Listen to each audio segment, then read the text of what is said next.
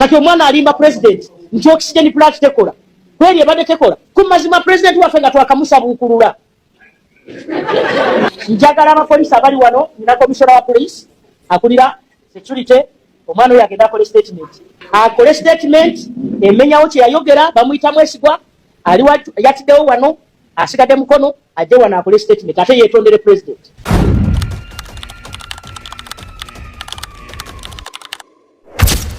Prime Minister alagidde bakwata omusajja munnamawulire eyayanise obuvundu obuli mu ddwaliro ly'e Mukono mu maaso ga president.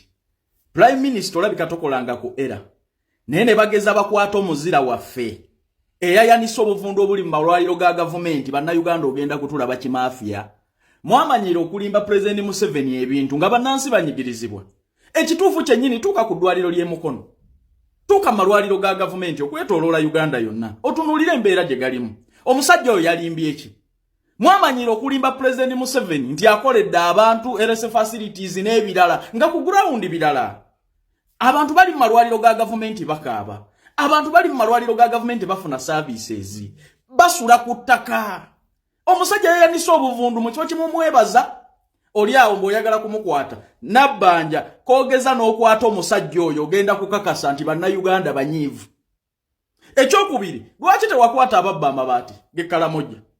Ekyokusatu, lwaki tokwata ababaka ng'omulambo gwa Nambooze oguli e Mukono ogutasobola wadde okulipootinga ebintu ebinyigiriza abantu mu parliament? Oyo mubaka lwaki tomukwata? Lwaki tomukwata? Nti olemereddwa okukolera abantu, lwaki tebamukwata? Okwata omuntu ya reporting the president ebituufu n'ogenda ne ku ground n'osanga abeebase ku ttaka.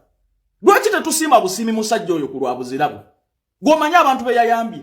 Kyogamba nabbanja eddwaliro eryo badde olirituuka muddi singa teyayogedde mukola mirimu ki mu gavumenti? Bannanga abantu banyigirizibwa. Abantu abatuuse ebintu ebituufu wa president tubawa amaanyi tubasiime kubanga abakulembeze bonna beebase. Tunulira amasomero g'e Mukono, tunulira amalwaliro wano walinga watali mubaka. Yoli olwamanya nti bwawaana Kyagulanyi kyokka nadda mu kutembeeta Kyagulanyi kyekigenda okumutwala mu parliament yava mu kukolera abantu n'okulipootinga ensonga z'abantu mu parliament. Wano mu Uganda tabeerawo, abeera mu America Nambooze. Mu America eyo gy'abeera abeera ku kitebe kya Nuupu na Magere.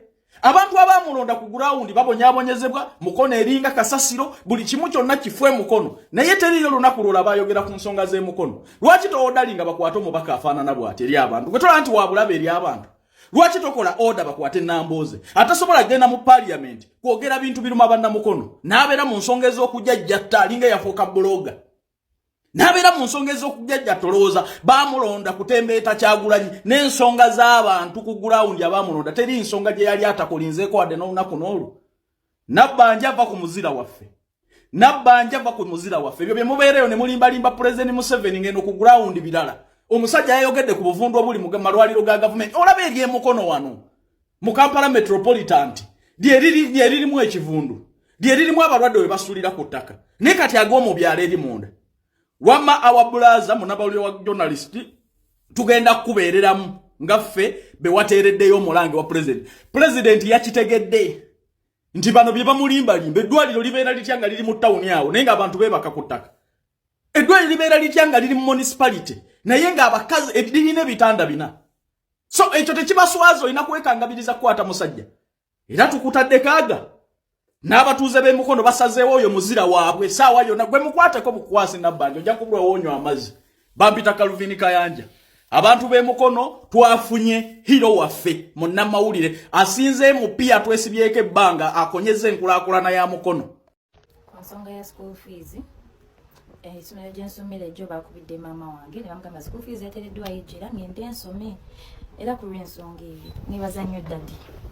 Kweyanziza neyanziza okulira omulanga gwange n'osasula school fees ndagenda nsome fees ekasasuddwa neyanziza nnyo kubayo sente nkimanyi enzibu yafuna kimanyi ekalubiriza naye mukama wujje mukama akuddizeewo neyanziza nnyo tebannenya nkiba kinajja mu media media enyambye nnyo kuba omulanga gwange tata wange aguwulidde era bwe munalabira eno video ngenda bandi ku ssomero aguwulidde n'ekisinga obukulu andabeko bwenfaanana kuba kimanyi adde akimanyi nti gyendize muwala we nambatya Melanie Rutaya naye nga ndooza tamanyi bwenfaanana era negomba nnyo okubeera nga tata wange nanga ajjako n'abeerako nange oba najjako okusomero nanjayako nga ku viddinga eyo oba netulyako akamereke kamu oba nga nyinako ekifaananyi nga ndi naye nga nkutteko kubanga oyo okola zino photoshop zenkola kuva nga ndi muntu nga ankutteko oba nga dedication eno gye bagenda tukala ku ssomero Boston High School Empala najja nange nansabeko nankwatako ng'abaana abalala kijja kunsanyusa nnyo ekintu ekyo nkyegomba nnyo kuba tata wange nkwagala nnyo era abantu b'ekyotera